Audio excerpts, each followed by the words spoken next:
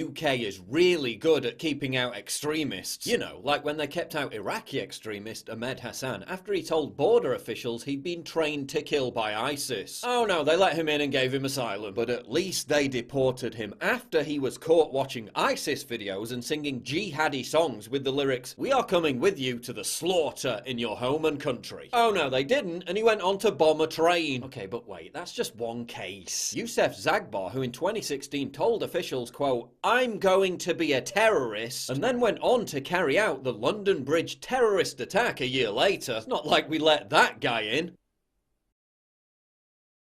Oh, Sheikh Hamza Sodagor, who called for homosexuals to be burned to death and thrown off cliffs, was stopped from entering the UK when he tried to give a series of lectures in London. Oh no, he was given a visa and welcomed in. Okay, but some are gonna slip through the cracks, right? Syed Muzaffar Shah Qadri, a preacher considered so extreme he was banned in Pakistan. Someone who praised the murderer of a politician in Pakistan who spoke out against blasphemy laws. At least he was banned from the UK. No, he was allowed in and went on to do a speaking tour of British mosques. Okay, but Mohammed Naqib-ur-Rehman and Hassam Hasib-ur-Rehman, two Muslim clerics who praised the same assassin in Pakistan, they were kept out, right? No, they were welcomed by the Archbishop of Canterbury. Okay, mistakes were made, but at least we stopped 400 returning ISIS jihadists from re-entering the UK.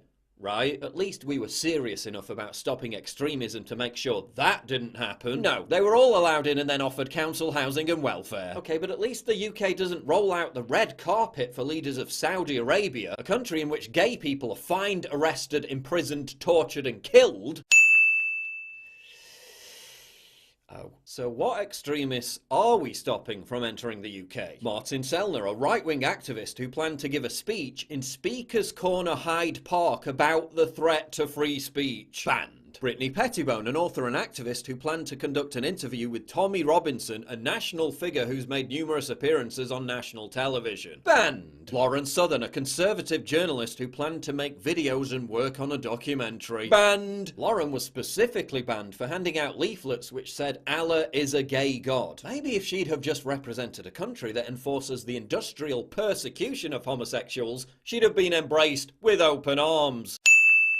It's also interesting how Pettibone was detained and deported for attempting to interview Tommy Robinson, a fate that didn't await journalists from ABC and NBC News when they arrived in the UK to interview Tommy Robinson. Now just indulge me for a second, but it's almost as if all these reasons are absolute bullshit. And the real reason for them being banned is that the UK is an authoritarian country, which has de facto begun enforcing blasphemy laws that make criticism of Islam, which is a belief system and not a race, a criminal offence. That can't possibly be true, can it? It can't possibly be true that we have a government which admits it can't keep track of 20,000 potential terrorists, yet is waiting in the middle of the night to pounce on and detain under the Terrorism Act a 22-year-old Canadian girl because she did some real-life shit posting. That's just not possible. That would be horrible. I mean, after Trump's disgusting Muslim ban, the world spoke out in unison against the outrageous idea of refusing people entry simply because of their private personal beliefs. That could never happen here. It can't possibly be true that our bureaucracy is so poisoned by political correctness it keeps 25-year-old conservatives locked up for days over their political opinions, while ignoring industrial-scale grooming scandals where young girls and children are abducted, drugged, abused and defiled for years on end, and the culprits aren't prosecuted because authorities fear they might be seen as racist, and our national broadcaster barely even covers the story, burying it between stories about the Crufts dog show and a council grant. That scenario is just too wacky to believe. I mean, it's not like while the current Conservative government detains and deports foreign nationals for criticising Islam, the potential next government in waiting wants to punish British citizens for criticising Islam. Who would believe such nonsense? Who would believe that authorities are turning a blind eye to marauding rape gangs while arresting thousands of people a year for offensive tweets? Who would believe that teachers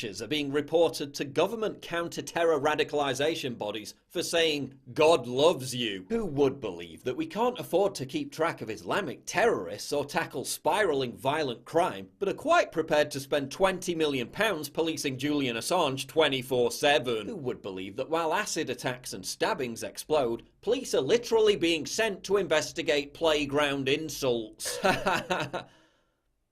Who would believe that while Deliveroo drivers refuse to work in certain parts of the country because of violent attacks, police are encouraging people to call emergency numbers if they're offended by tweets? Who would believe that while police budgets are being slashed and the public is being told not all crimes can be investigated, a man in Scotland faces prison time for a joke video in which he made his pug dog mock Nazis? Ha ha ha ha ha. Oh shit. Who would believe that we have a media that gets more irate about Trump's retweets than 411 injured and dead victims of Islamic terror in the UK in the last year alone? Thank God we don't have that. Who would believe that we have a government that's tougher on Facebook posts than returning ISIS jihadists? Who would believe that while we have all this going on, we also have a political establishment that's literally trying to overturn and annul a national referendum result? Who would believe any of that silliness?